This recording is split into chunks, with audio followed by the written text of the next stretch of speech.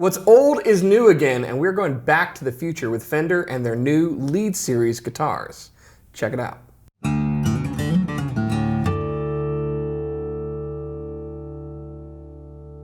Hey, you're watching Alamo Music TV. My name's Chris McKee. I'm Cooper Greenberg. We're here with Alamo Music Center in San Antonio, Texas. You can find us online at alamomusic.com. If you're new to our channel, make sure to subscribe, turn on notifications, and like our videos. Also, if you'd like to support this channel, make sure to visit our Teespring store where we have a selection of custom designed t-shirts. So, like we said, it's back to the future because these guitars are literally from the 1980s, or at least the designs are. And everything we loved of that period of time with Michael J. Fox and Family Ties and all of that can be culminated in some of these great designs that Fender did and have brought back into our current time here in 2020. So we are talking about the Fender Lead series guitars, particularly what I have and what Cooper has is the Lead 3. Or no, I have the Lead 2. I got the Lead 3. And we're going to tell you what the difference is so you cannot make that mistake and actually get it right the first time. So Cooper, we've got the Lead 2 here, which is a 2 pickup version, and the Lead 3, which is also a 2 pickup version, but very similar. This is 2 single coils, 2 humbuckers, yep, alder bodies, and you know, they're very cool little guitars. In fact, let's talk a little bit about some of the history on these, and then we'll go into the specs. If you're not familiar with the Leads, these Fender Lead guitars came out actually in '79, kind of right at the turn of the decade going into the 1980s, and they were only around for a few years. They were designed to be less expensive than the Stratocaster and to have some designs that harken back to the origins of Fender. So you got the smaller headstock shape because when these debuted, Strats still had that big 70s era headstock shape that we're familiar with. Smaller body shapes, it's kind of a take on the Strat, but they also have a bit of telly in them because blammo, we've got a string through bridge, no tremolo here, so you get some increased sustain. And then the switching was new, so tell us a little bit about what was going on with the switching on these guitars. Yeah, so both of them have 2 little switches going on here.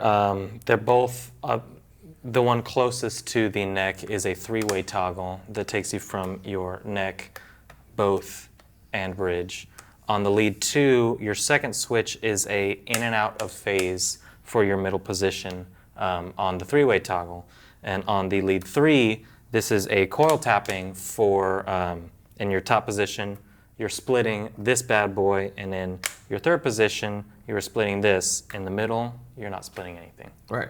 Yeah. So kind of different take on the whole switching, particularly if you look at some modern guitars that we have now, we'd probably do it a little different. We'd probably have some 5-way or 3-way and push-pulls and everything, but I actually like this. It's a pretty clean solution. You've got your volume knob, you've got your tone, and then you've got your 2 switches. And what this does in the setup here, I think, is makes both of these compelling options if you're looking for a guitar like this, not just in the pickups, but in the switching as well. That one doesn't go out of phase, this one does. That one gives you effectively humbuckers and single coils. I think we can agree we really like just the standard sounds that come out of these guitars. Yeah. So these are all new pickups. They're Alnico 2 pickups. They've got some hot output to them, which is, again, harkening back to when they were introduced and kind of the music that was popular at the time. You know, you don't know what was going on in the mid-'80s, and I was really, really young when I think back to the early '80s. I was probably just eating mud. But the music we can be familiar with because we still listen to it now. And it certainly wasn't a lot of blues, rock, and people weren't looking for Les Pauls, and they weren't looking for Stratocasters, particularly vintage models. In fact, what was going on in that heyday was like pointy guitars and super Strats, and, things from like ESP and Jackson and Ibanez and stuff. And so Fender really introduced these smaller guitars with these hotter output pickups in order to compete with that segment and be relevant again. And it's interesting how things just kind of keep coming back around. You know, it's a revolution, it's not a movement, because we just keep coming back around to this. Now, what I can say about these guitars is that they play really well, right? Comfortable neck, like the classic Fender headstock. And they're not that expensive. These are now made in Mexico. They're coming in at what, about $5.99, I think, is the street price for these guys. A variety of colors. I really like this translucent red. There's a translucent blue, black. You've got the off-white or Olympic white that's on that one. Got a purple and a green as well. Yeah, so you can really dial in those 1980s Yeah. pop colors that were going on there, purple and green guitars. And then, you know, you've got arguably better build quality on these guitars than you probably had in the, you know, late 70s, early 80s. In fact, I'm going to guarantee it. And, you know, we recently did a video talking about Fender history, kind of top 10 things. If you want to see that, I'll go ahead and put a link to it right there, and make sure you subscribe to our channel so you don't miss videos like that.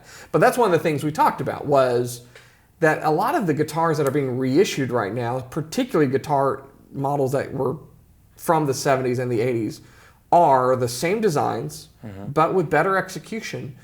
Because one, Fender's a company that's more focused on quality now than what was going on then during the CBS era when these came out. And the manufacturing techniques that we have with CNC mills and stuff have really come along with the finishes and the electronics and everything else. So all in all, these are really cool guitars, and I think they'll find, you know, place in a lot of people's hands. Interestingly enough, do you know who one of the early adopters of this was? No, tell me. Eric Clapton. I'm not joking. That was going to be my guess. I didn't know the answer to that, and I wish that I would have just thrown it out there. But Yeah. yeah, It was okay. Eric Clapton. Eric Clapton played one of these early on in the 80s. So, hey, if it's good enough for Clapton, should be good enough for the rest of us. So we're going to put these through their paces. You can get an idea of the tones that you can get on both the Lead 2 and the Lead 3. Check it out.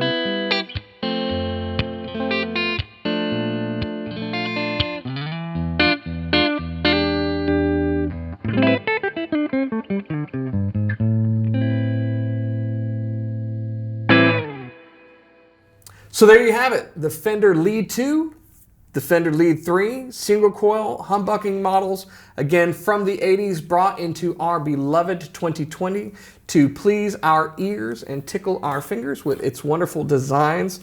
You know, they are 80s designs, but don't they look at home still? Yeah, they're cool. It's, you know, it's quirky stuff like this is kind of in vogue again, and I think it's great.